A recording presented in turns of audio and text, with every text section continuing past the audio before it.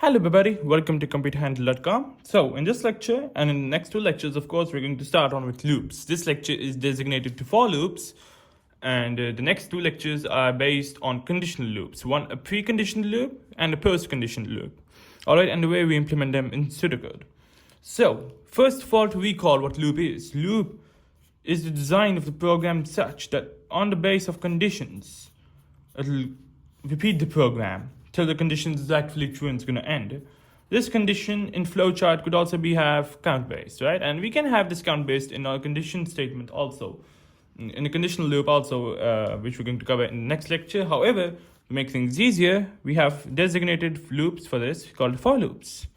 So the way we implement them is we write for the syntax. Well, actually, first the keywords. The keywords are for, to, next. And you will understand why it's called for to next loop. So the way you do is for, a variable, we usually use the value I. We usually use the variable I, an undeclared variable I.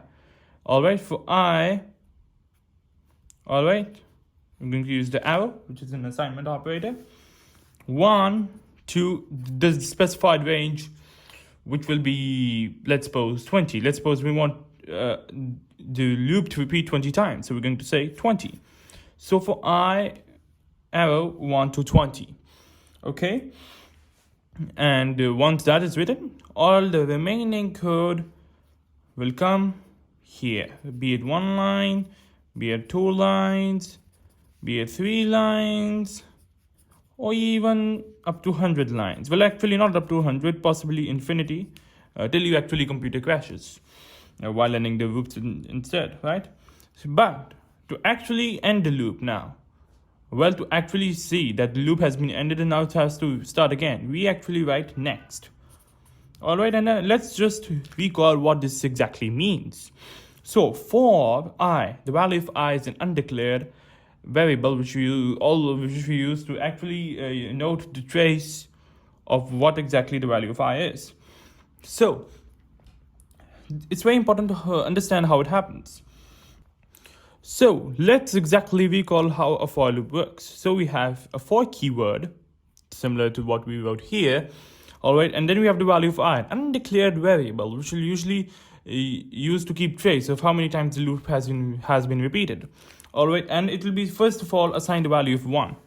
Alright, and the loop will run like so. The program will run this batch, the entire program will run like so. And then we'll have next. Now here, this step actually means that the value of I is being increased to 1. So at this point, through the entire this point, the value of I is always equal to 1. But when it reaches this, I becomes 2. Which means the next value of I, which is of course the next value after 1, is 2 as an integer. So it's going to come back and it's going to check whether I is equal to 2 falls in the range 1 to 20. Yes, it does. So now the loop will repeat for the second time, and at the end of the second time, the value of I will be changed to 3 and will be 2. And this process will repeat till actually we find 21 here. Why 21? Is because this is very important to understand. Many people confuse this. So the way it works is that we have the value of I, let's suppose it's the 19th time it's running. The I is 19 here, but then it becomes 20 here.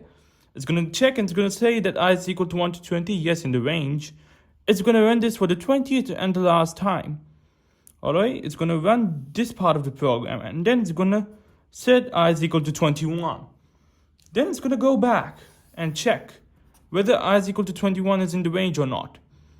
Before, when I was equal to 12, 13, or 14, it was in the range, so it continued to the loop. But now it will see that no, I is equal to 1 to 20. It can be 21. So the program will resume from here after the loop, and the remaining code after the loop will resume. And when you, for example, say print the value for I, it's not going to print 20, it's going to print 21.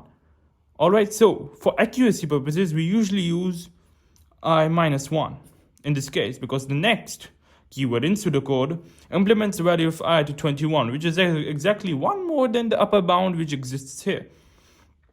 All right, so I is equal to 20 means that the loop has been repeated 20 times. All right, in this case, but exactly what I mean is that the value of I will always be one more than the maximum value which you see here.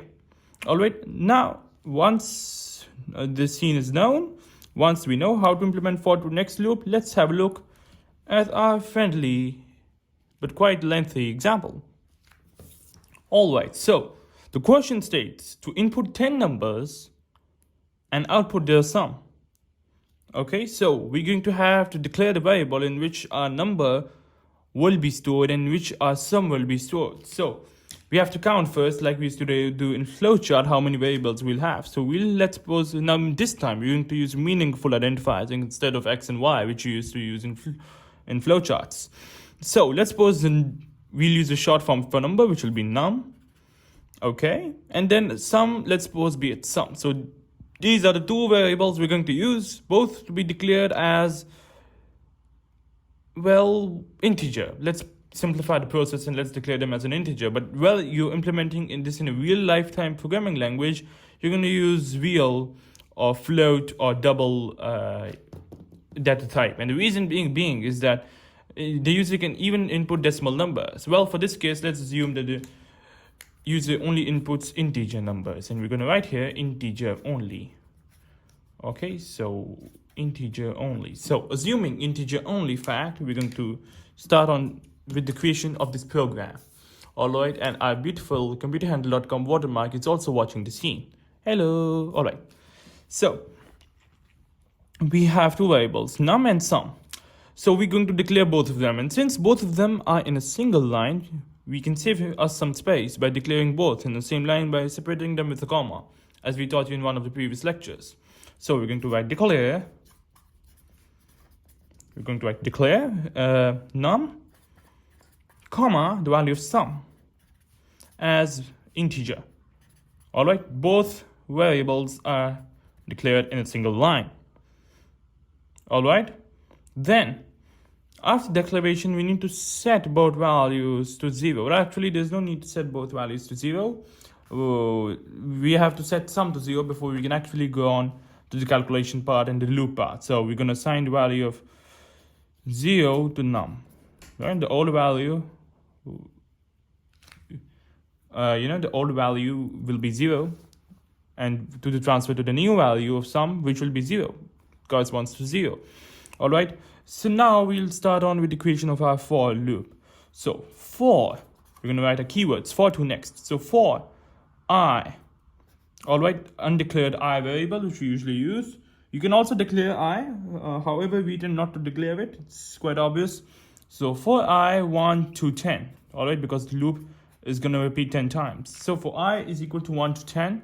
And now in my mind, I have assume that we have next here. I haven't wrote next yet, because if we have lengthy code here, next can go quite down. And if I wrote next here, well, that could create an issue in terms of writing pseudocode. So I have in my mind, that we have a next here, and I'm going to keep this in mind.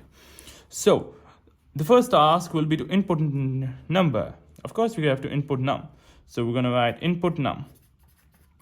All right, be sure to indent some space after the for loop so that you don't get confused whether the code is in the for loop or not, which usually it is between the for and next.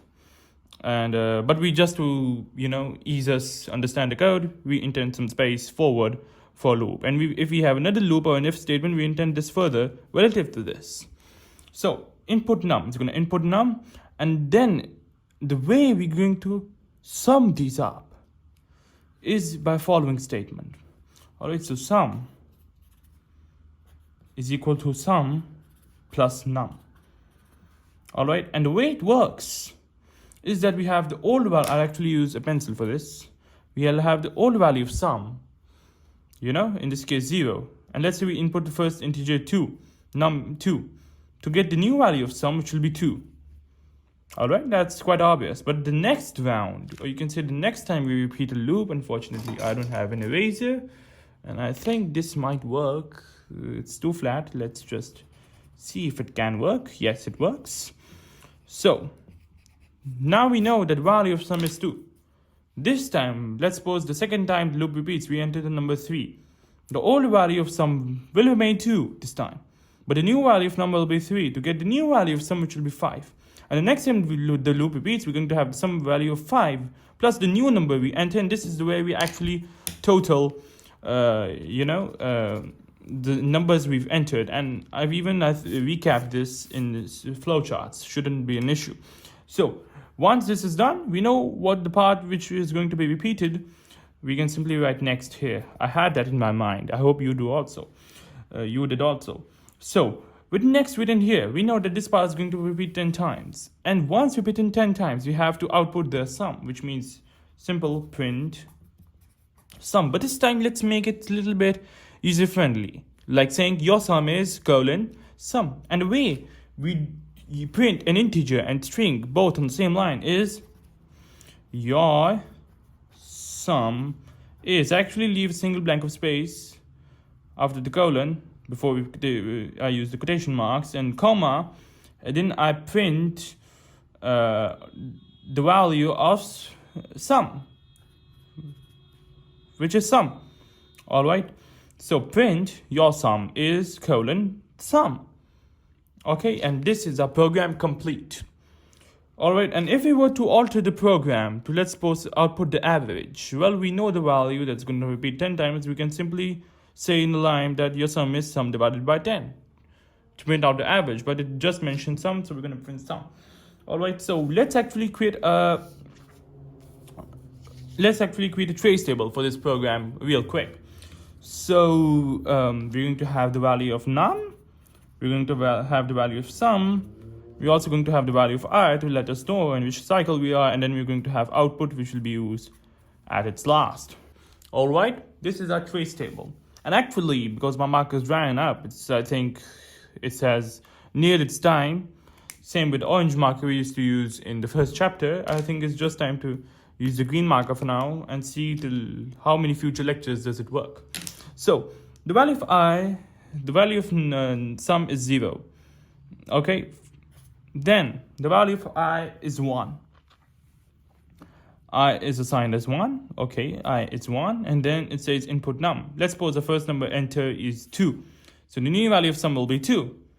All right, and then of course the value of I will be 2. The number we enter, let's suppose this time it's 3, it's going to give us value of 5. And then this time 3, let's suppose we entered 4, it's going to give us 9. Let's suppose 4, if we 1, it's going to give us 10, and so on. So let's just quickly fill the entire program up. So 6, it's going to print 3, it's going to give us 15. Let's enter a large number now. This time 20, it's going to give us 35. Let's time 8, it's going to 5.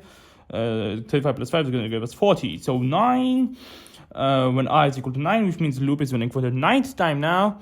Let's suppose we enter 10, it's going to give us 50. And let's suppose the other I10, we enter 50, it's going to give us 100.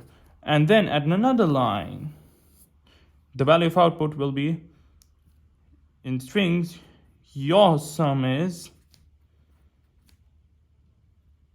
100. All right, and because the value is being printed, of course, we don't need double quotations, but in program we do.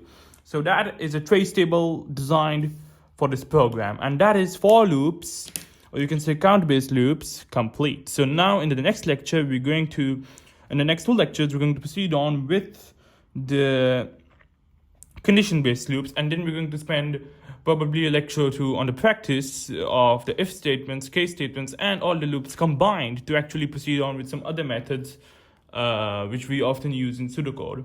All right, so that's it for this lecture. Thank you for viewing for loops at computerhandle.com, or if you're viewing this on YouTube, please do view them at computerhandle.com, the platform, or you can say the website we've specifically created and designed to view lectures all for free. All right, so thank you for viewing this at computerhandle.com. Take care. See you in the next lecture.